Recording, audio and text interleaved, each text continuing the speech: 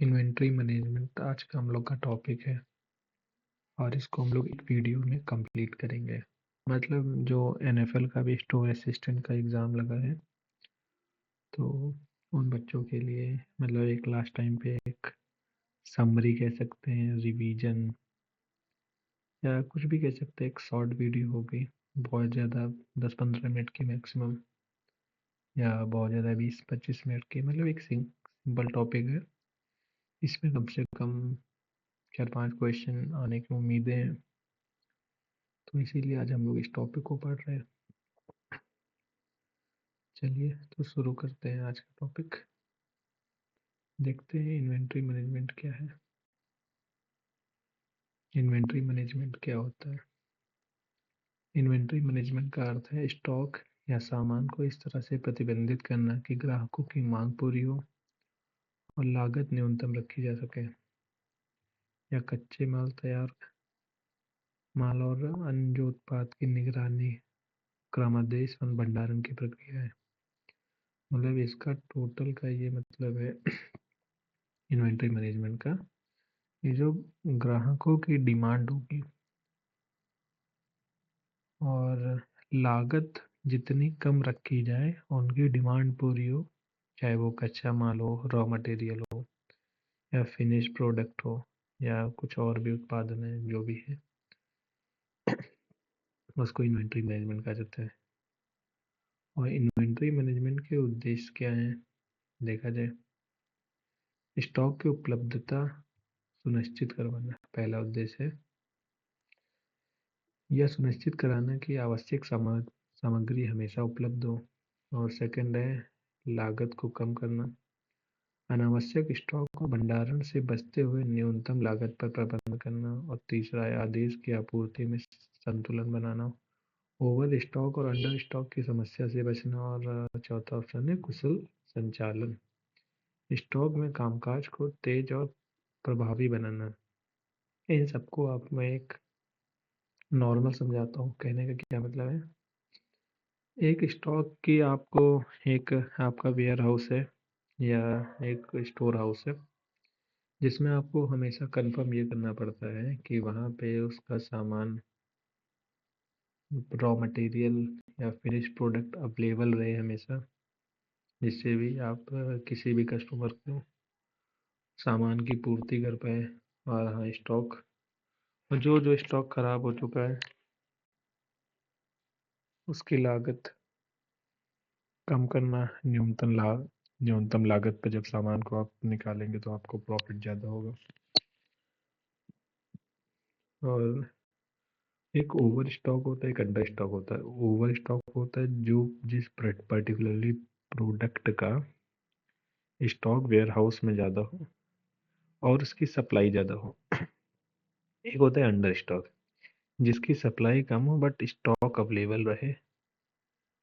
उससे मतलब बचना कि जैसे इस वेयर हाउस को प्रोडक्ट में मतलब इसको वेयर हाउस में ना रखना। और चौथा ऑप्शन था कुशल संचालन, स्टोर में कामकाज और तेज और प्रभावी बनाना।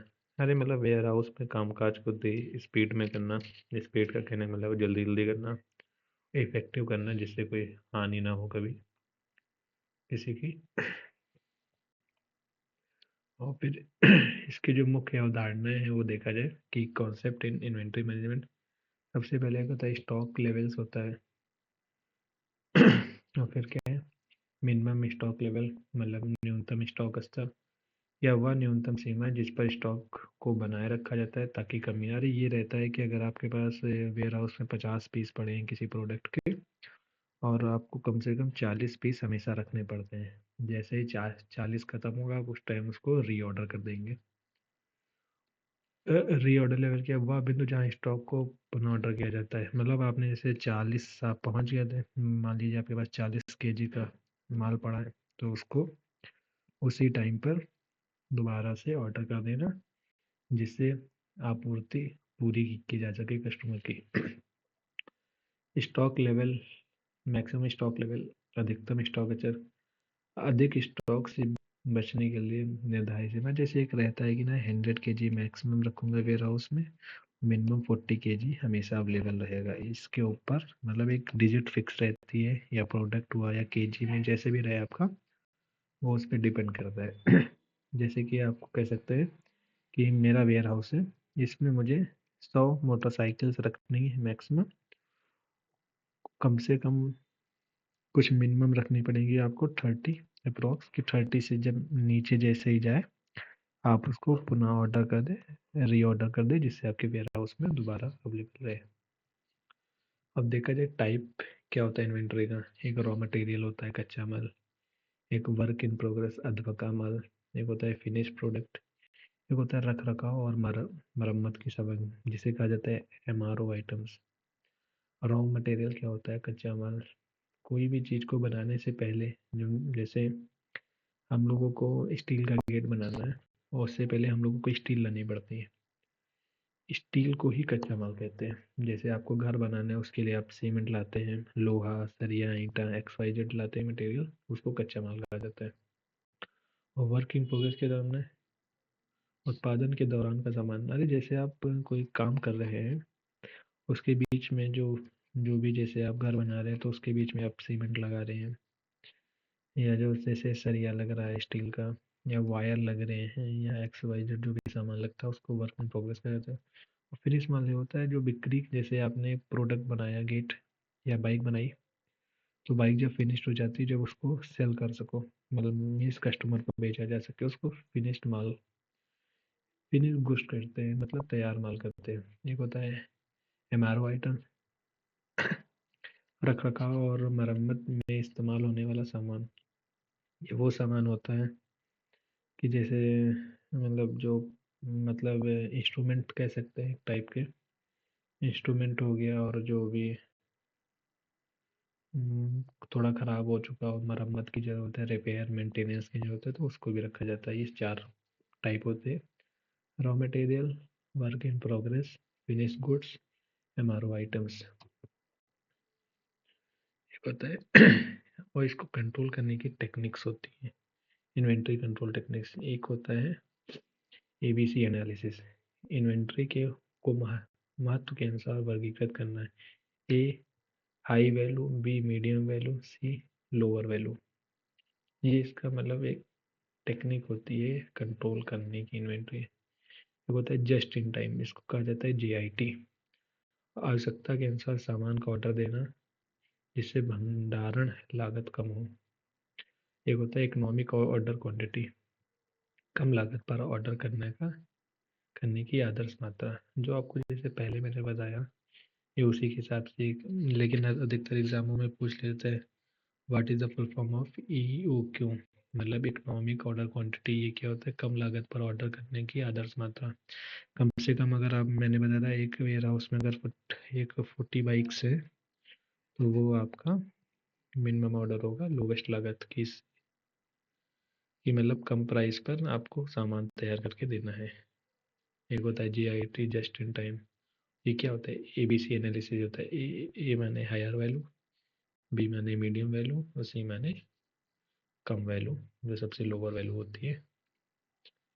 एक होता है इसके तरीके क्या होते हैं। आप वेयर हाउस में हैं, स्टोर कीपर हैं, तो आप क्या तरीका होगा काम करने का। एक होता है FIFO, एक होता है LIFO, एक होता है WAC। देखिए FIFO क्या होता है? जो ऑर्डर पहले आएगा वो पहले जाएगा, जो लास्ट में आएगा वो लास्ट में जाएगा। मतलब जो आपके वेयर हाउस में जो 100 मोटरसाइकिल्स का स्टॉक आया इस मंथ, फिर नेक्स्ट मंथ आया थोड़ा स्टॉक, 100 पहले बार में आई, 100 दूसरी बार में आई। अगर आपके पहले स्टॉक की सारी गाड़ी नहीं बिकी है, तो आपको सेकंड स्टॉक की गाड़ी नहीं बेचनी चाहिए। वो होता है जब सबसे पुराना स्टॉक सबसे पहले उपयोग करना चाहिए, वरना वो बिकेगा नहीं, कल को ख़राब हो जाएगा तो लॉस हो जाता है। और LIFO के सबसे नया स्टॉक पहले उपयोग करना है, एक ये भी रहता है। सबसे नया स्टॉक सबसे पहले उपयोग करना। अरे ये थोड़ा शायद गलती हो गई है, लेकिन वो होता है कि जो सबसे लास्ट, मतलब जो अभी आया है तुरंत, उसको बाद में ही यूज़ करा जाएगा। और फिर क्या होता है? वजनित औसत लागत। सभी स्टॉक का औसत मूल्य निकाल कर उपयोग करना। ये तो एक मेंटेनेंस से आपका अकाउंटिंग में आ जाता है कि हर चीज़ का एक मैनेजमेंट देखना, प्राइस निकालना, एवरेज प्राइस किस बेसिस पे कैसा काम करना चाहिए, ये इसके हिसाब से काम पे लगा रहता है। इन्वेंट्री मैनेजमेंट का महत्व क्या होता है? स्टॉक आउट से बचाव के लिए होता है, भंडारण लागत को कम करना होता है, कुशल आपूर्ति श्रृंखला होती है, वेस्टेज में कमी होती है। पहला होता है स्टॉक आउट से बचाव। यह सुनिश्चित करता है कि आवश्यक वस्तुओं की कमी ना हो। मतलब आपके वेयर हाउस में जिस जिस पर्टिकुलरली प्रोडक्ट की नीड है उसकी कमी नहीं होनी चाहिए। यह रहता है स्टॉक आउट से बचाओ।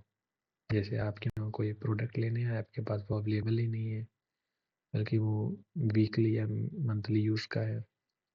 उसके बाद रहता है भंडारण लागत को कम करना, अतिरिक्त स्टॉक के कारण होने वाले खर्चे को उठाना।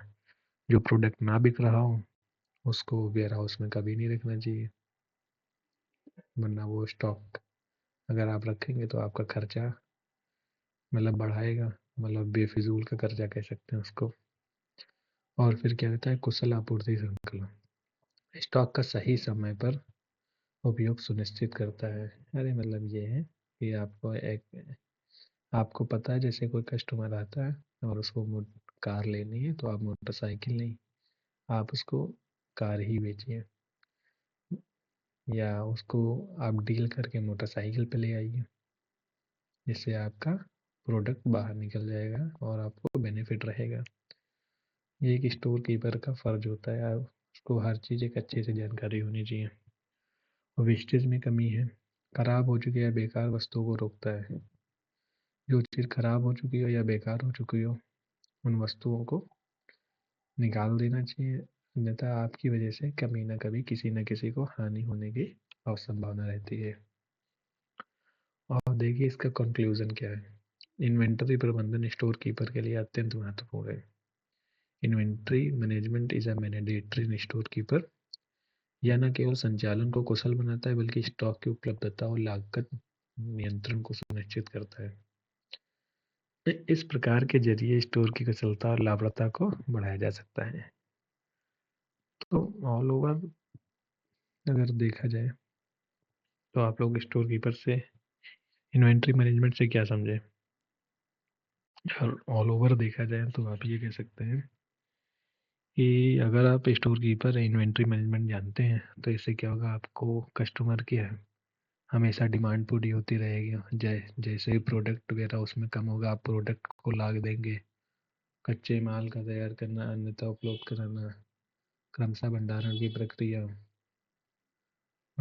प्रक्रिया करना, स्टॉक की उपलब्धता सुनिश्चित कराना, यह सुनिश्चित करना कि आवश्यक सामग्री हमेशा उपलब्ध हो, लागत को कम करना, इसकी आपूर्ति में संतुलन बनाना, कुशल संचालन, स्टॉक स्तर मिनिमम स्टॉक लेवल होना चाहिए, रीऑर्डर लेवल होना चाहिए, मैक्सिमम स्टॉक लेवल होना चाहिए, type of inventory, raw material, work in progress होना चाहिए, फिनिश गुड्स होना चाहिए, एमआरओ आइटम्स होना चाहिए, रख रखाव मरम्मत की सामग्री होनी चाहिए, एबीसी एनालिसिस, ए है हायर वैल्यू, बी है मीडियम वैल्यू, सी है लोअर वैल्यू, जस्ट टाइम आवश्यकता के अनुसार सामान को ऑर्डर देना जिससे भंडारण लागत कम, इकोनॉमिक ऑर्डर क्वांटिटी, कम लागत पर ऑर्डर करने की आदर्श मात्रा, और FIFO LIFO FIFO first in first out, सबसे पुराना स्टॉक सबसे पहले उपयोग, लास्ट LIFO लास्ट सबसे नया स्टॉक सबसे पहले उपयोग करना, वेटेज एवरेज कॉस्ट सभी स्टॉक का औसत मूल्य कर उपयोग करना। स्टॉक इंपॉर्टेंस क्या होती है इन्वेंट्री मैनेजमेंट की? स्टॉक आउट से बचाओ, भंडारण लागत में कम करना, कुशल आपूर्ति श्रृंखला, वेटेज में कमी। फाइनली इसका ये रहता है